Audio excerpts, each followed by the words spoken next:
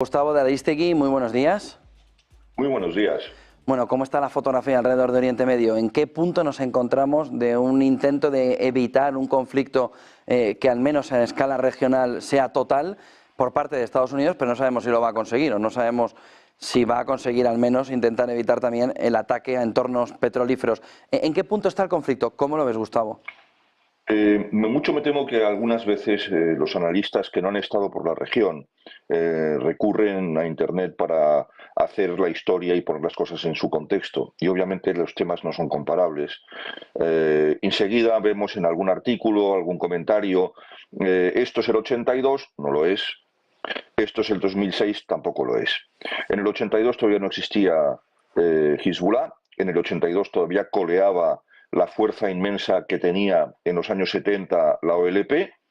La debilidad del Estado libanés propiciaba la aparición de estados dentro del Estado. En los años 70 fue obviamente la OLP, como lo intentó hacer también en Jordania en los 60 hasta Septiembre Negro en el 70.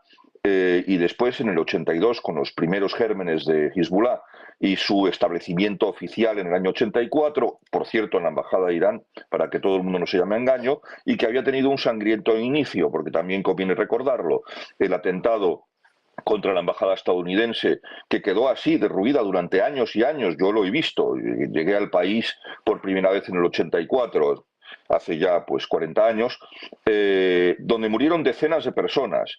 Y después los atentados también en el 83 contra el cuartel de los marines estadounidenses, los paracaidistas franceses y las fuerzas especiales italianas. Siempre se nos olvida, salvo aquellos que leyeron la novela tan terriblemente mal escrita de la señora Falaci, que era Inshallah. Pues pongámonos en el contexto actual.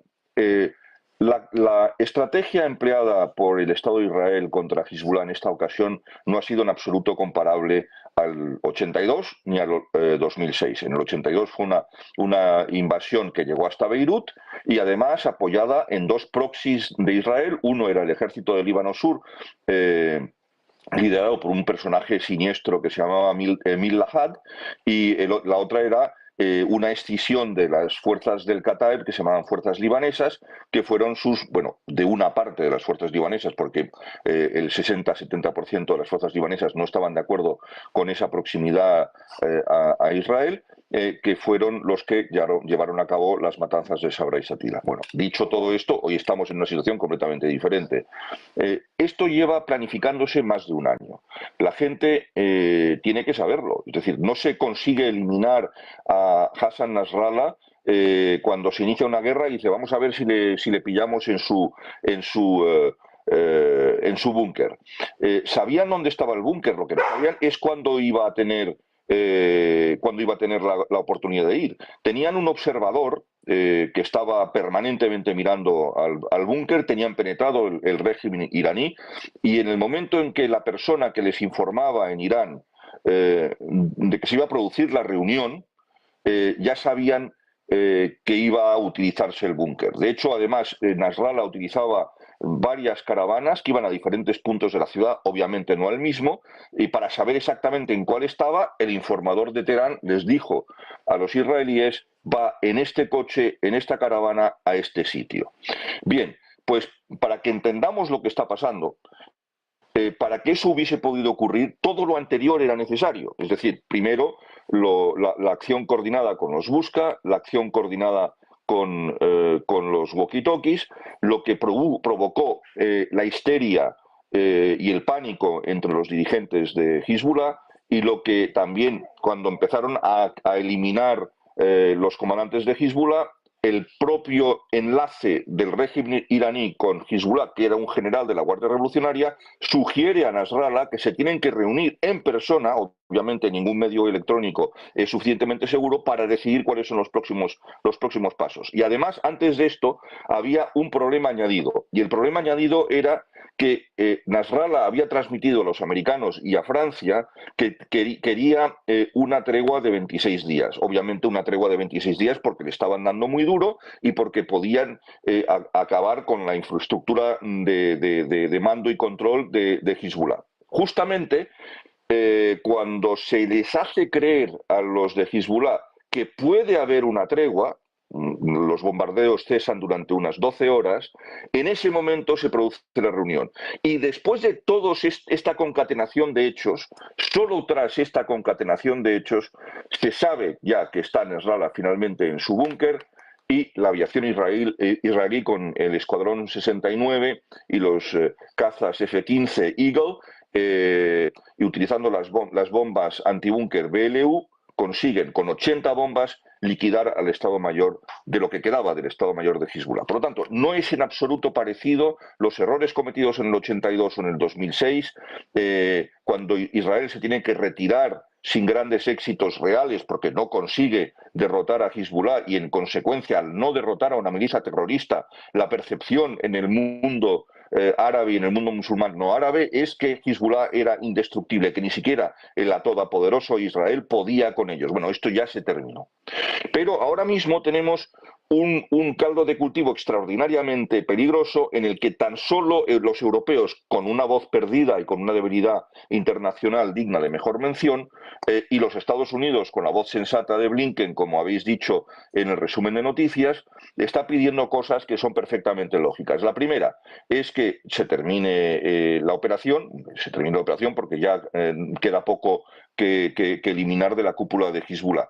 Que se dé o que se refuerce el Estado libanés. Bueno, esto es una carta a Papá Noel, si me permites la expresión un poco coloquial, porque el Estado libanés lamentablemente está tan debilitado que Hezbollah, justamente la inexistencia del Estado libanés en muchos aspectos, por ejemplo, entre la población más desfavorecida, que en su mayoría son chiíes, desde el punto de vista escolar, de clínicas, de hospitales, etcétera, esto lo suplía la milicia terrorista, y el Estado libanés tiene unas fuerzas de seguridad prácticamente inexistentes, existen sobre el papel y están armadas sobre el papel, pero claro, con pistolas y fusiles de asalto, en fin, contra Hezbollah con carros de combate y misiles difícilmente pueden hacer nada, y el ejército libanés, que es el más débil de toda la región y que es varias veces más pequeño que la propia Hezbollah, que tiene por lo menos, que sepamos, 70.000 combatientes en armas, ahora seguramente muchos menos.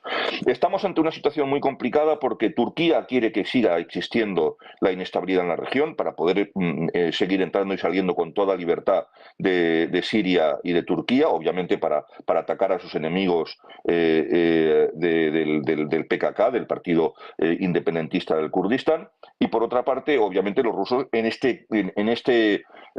ensalada turbulenta de Oriente Próximo están mejor, porque como una potencia menguante y con menos influencia que hace apenas 30 años, pues obviamente un Oriente Medio sumido en el caos y en el desorden permite que Rusia primero siga vendiendo armas a todos sus aliados, desde Irán, Siria, etcétera, etcétera, y por otra parte esto con sus servicios de inteligencia intentar medrar más de lo que hubiesen podido en una situación de paz y de estabilidad. No nos olvidemos de Irán. El que más se beneficia de la inestabilidad absoluta es Irán, porque esto significa que sus intermediarios, sus tentáculos, sus proxies, como queramos llamarlos, que tienen una cierta autonomía, no tampoco creamos que es solamente el ordeno y mando de Teherán, no siempre están en sintonía, porque, por ejemplo, cuando los hutíes sí perturban o bloquean el tráfico marítimo en el Mar Rojo y en consecuencia el paso por el canal de Suez, afectando gravemente al comercio internacional, empujando al alza la inflación y afectando, y aquí está la clave, la economía exportadora china. China llama a sus amigos iraníes para decirles, hombre, a vuestros amigos hutíes que se corten un poco porque, claro, me están afectando la capacidad exportadora. Pero todo esto es la coincidencia en un espacio geográfico muy pequeño y un espacio de tiempo muy pequeño de muchas y muy intensas crisis, que como alguna chispa salte, estamos de verdad ante un polvorín y la escalada puede producirse aunque nadie la quiera. En este momento yo estoy convencido que el primero que no la quiere es la República Islámica de Irán, porque en una guerra abierta tiene mucho que perder y nada que ganar. Y en el caos y el hostigamiento a sus enemigos a través de sus brazos armados, sus aliados proxies, de los Ansar Allah, que son los hutíes, que se les conoce por hutíes porque son la tribu principal de los chiíes zaidíes, que por cierto, cuando están en su país, como ellos son de la mayoría imanita, los liquidan sin ningún tipo de piedad, pero como les sirven a sus propósitos, en el Yemen son sus aliados. Y lo mismo ocurre con las milicias chiíes en Irak o Hezbollah en el Líbano, y obviamente esto jamás. Una última cuestión que se me ha pasado decir. Esta mañana, a primera hora, escuchando las noticias, tanto por medios españoles como en la BBC, se ha confirmado la muerte del jefe de la Yihad Islámica. La Yihad Islámica es el grupo terrorista que está vinculado directamente con Daesh y antes con Al-Qaeda. Desde luego, esto mala noticia no es.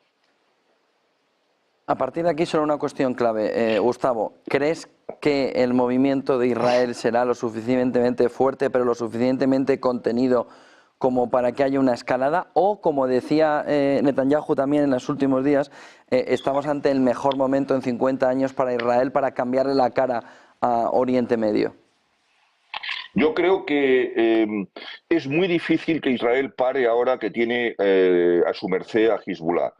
El anterior primer ministro e incluso el jefe de la oposición han dicho que esta oportunidad no se puede dejar pasar, porque Hezbollah fue creada en el año 82. Oficialmente aparece en el 84. Algo sabré yo, porque a mi padre justamente lo secuestra uno de los predecesores de Hezbollah, que era Amal Islámica, o sea que conocemos un poco el grupo terrorista por dentro.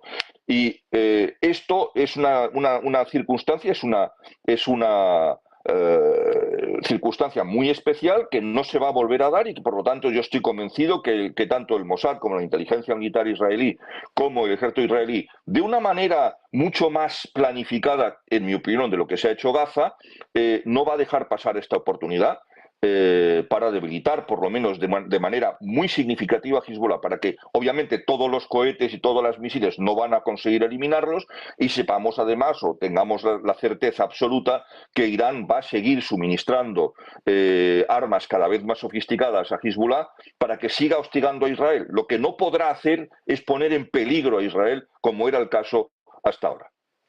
Muchísimas gracias por toda esa fotografía. Gustavo de Ariztegui, buen día y buen negocio. Buen negocio, un abrazo. Un abrazo.